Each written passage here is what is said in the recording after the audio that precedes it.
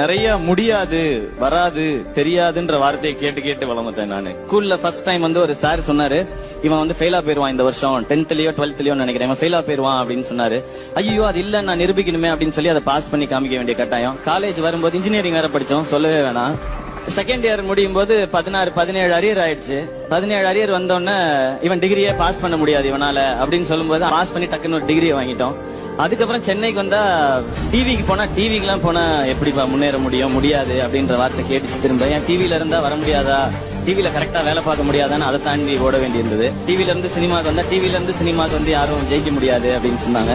நம்மளால முடியும் நாம நம்புற வரைக்கும் நமக்கு தோல்வியே கிடையாது. நிறைய முடியாது வராது தெரியாதுன்ற வார்த்தையை கேட்டு கேட்டு வளர்ந்துட்டேன் நானு. ஸ்கூல்ல ஃபர்ஸ்ட் டைம் ஒரு சார் சொன்னாரு, இவன் ஃபெயிலா போயிருவான் இந்த வருஷம் 10th-லயோ 12th-லயோ நினைக்கிறேன், இவன் ஃபெயிலா போயிருவான் அப்படின்னு சொன்னாரு. ஐயோ அது இல்ல நான் நிரூபிக்கணுமே அப்படின்னு சொல்லி அதை பாஸ் பண்ணி காமிக்க வேண்டிய கட்டாயம். காலேஜ் வரும்போது